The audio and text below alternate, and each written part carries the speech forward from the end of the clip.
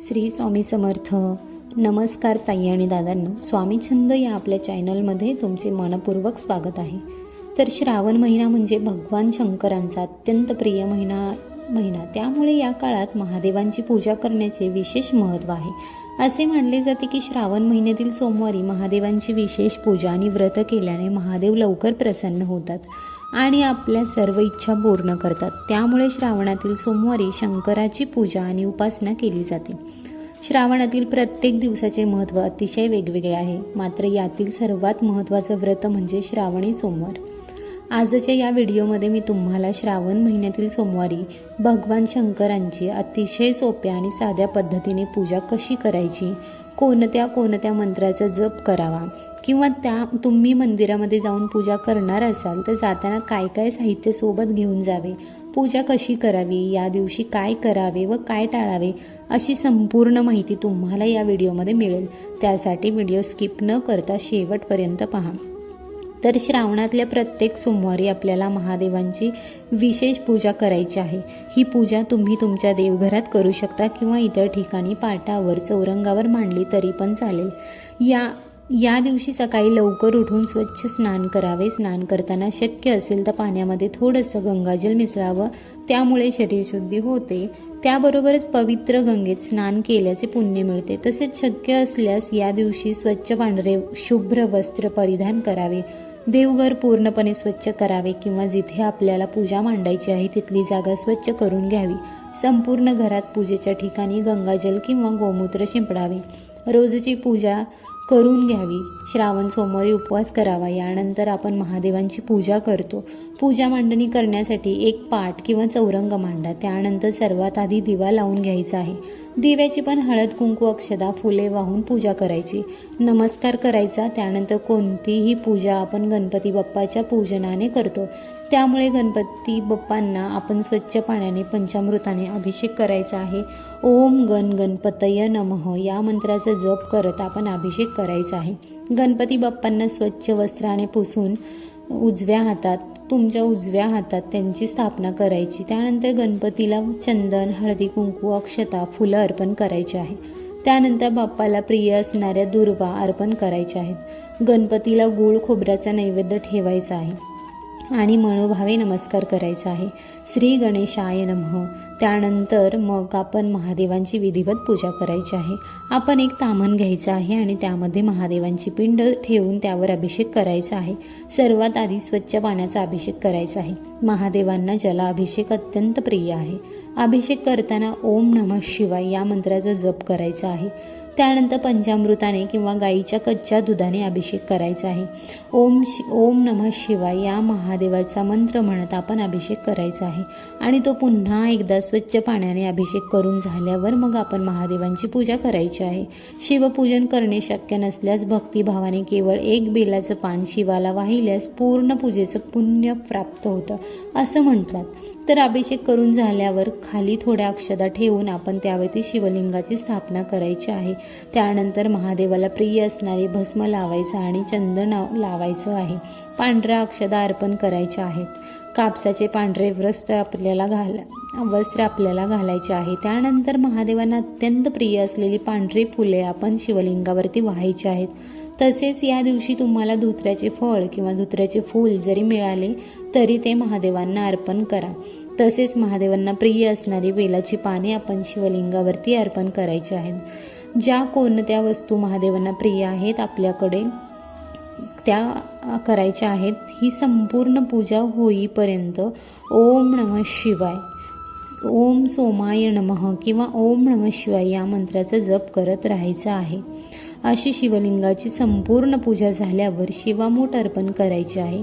प्रत्येक सोमवारी महादेवावर वाहिल्या जाणाऱ्या शिवामुठीचे महत्त्व अत्यंत वेगळे आहे. त्यामुळे त्या सोमवारी त्या धान्याची मूठ शिवलिंगावर अर्पण करायची आहे. शिवलिंगावर शिवामूठ कशी अर्पण करायची?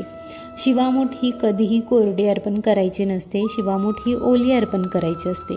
आता ती ओली पण कशा प्रकारे तर बघा, तुम्ही या पद्धतीने एखाद्या ट्रेमध्ये प्लेटमध्ये तांदूळ घेऊ शकता. मी तुम्हाला पहिल्या सोमवारची पूजा दाखवत आहे, त्यामुळे पहिल्या सोमवारची शिवामूठ जी आहे ती तांदूळ आहे. तर मी तांदूळ घेतले आहेत.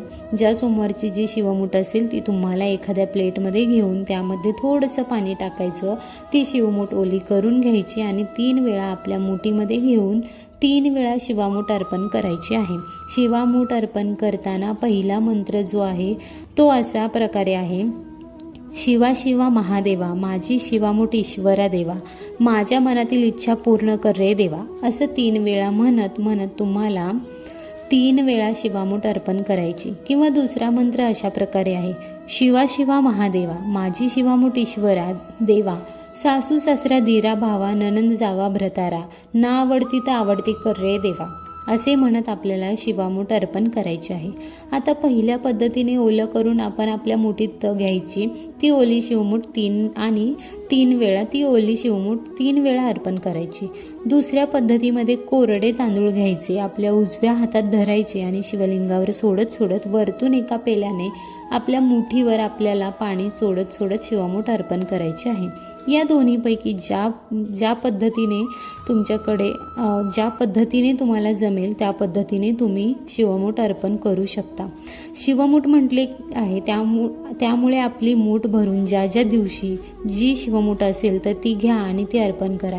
तसेच या दिवशी शिवलीलामृत ग्रंथाचं पारायण करण्याचा प्रयत्न करा. पण काही अडचणीमुळे झालं नाही तर शिवलीलामृत या ग्रंथातील 11वा अध्याय आवर्जून पठण करा आणि या दिवशी 108 बेलपत्र शिव अष्टोत्तर नामावली म्हणत तरी किमान शिवलिंगाला अर्पण करा. महादेवाच्या मंदिरामध्ये जाऊन शिवाचं दर्शन घ्या आणि शक्य झालं तर एका सोमवारी रुद्राभिषेक आपल्याला घरामध्ये आवर्जून करा आणि दुसऱ्या दिवशी म्हणजे मंगळवारी उत्तरपूजा करून घ्या. वाहिलेली शिवमूठ जी आहे ती पक्ष्यांना खायला घाला. तुमच्या घराच्या आजूबाजूला एखादं मोठं झाड असेल तर त्या झाडाखाली ठेवा, म्हणजे पक्षी खातील. बेलपत्र फुलं वगैरे जे काही आहे ते निर्माल्यामध्ये टाका आणि प्रत्येक सोमवारी या प्रकारे पूजा करायची आहे. फक्त शिवमूठ बदलायची आहे. पहिल्या सोमवारी तांदूळ, दुसऱ्या सोमवारी तीळ, तिसऱ्या मूग आणि चौथ्या सोमवारी जवस शिवमूठ आहे ती शिवलिंगाला अर्पण करायची आहे. त्यानंतर धूप दीप ओवाळायचा आहे, मनोभावे नमस्कार करायचा आहे आणि शेवटी नैवेद्य दाखवायचा आहे. नैवेद्यामध्ये तुम्ही फळे ठेवू शकता, दूध, साखर, खडी साखर, साखरेचा नैवेद्य दाखवू शकता. शेवटी शंकराची आरती करायची आहे. या दिवशी दिवसभर उपवास केला जातो आणि संध्याकाळी उपवास सोडला जातो. प्रत्येक सोमवारी उपवास केला जातो आणि संध्याकाळी उपवास सोडला जातो. प्रत्येक सोमवारी महादेवाचे ध्यान करून व्रत ठेवावे आणि एका जागी बसून सात्विक भोजन करावे. या दिवशी तामसिक आहार पूर्णपणे टाळावा. या दिवशी आपल्याला शक्य होईल तेवढे महादेवाचे ध्यान उपासना करायची आहे. ओम नमः शिवाय किंवा महामृत्युंजय मंत्राचा जप करावा किंवा शिवलीलामृताचा अध्याय वाचावा. रुद्राभिषेक करू शकता. या दिवशी आपले जेवण सात्विक आणि आचरण चांगले असावे. अशा प्रकारे संपूर्ण पूजा झाल्यावर महादेवांकडे सुख समृद्धीची प्रार्थना करावी. अशा प्रकारे घरच्या घरी तुम्ही सोप्या पद्धतीने शिवलिंगाची पूजा करू शकता. किंवा तुम्हाला मंदिरामध्ये जाऊन पूजा करायची असेल तर तुम्ही सकाळी किंवा प्रदोषकाळी किंवा तुमच्या वेळेनुसार कधीही पूजा करू शकता. आणि पाणी सोबत घेऊन तुम्ही मंदिरामध्ये अभिषेक करणार असाल तर तुम्ही जाताना दूध आणि पाणी सोबत घेऊन जावा. किंवा साधी सोपी पूजा करणार असाल तर पांढरी फुलं, बेलाची पाने, धोत्र्याची फळं किंवा फुलं, नैवेद्यासाठी खडीसाखर आणि शिवमूठ वाहण्यासाठी तांदूळ किंवा त्या सोमवारी तेथे धान्य आपल्याला घेऊन जायचं आहे. शिवलिंगाची पूजा करून झाल्यावर आपल्याला शिवमूठ व्हायचे आहे. या प्रकारे तुम्ही मंदिरामध्ये सुद्धा महादेवांची विधिवत पूजा करू शकता.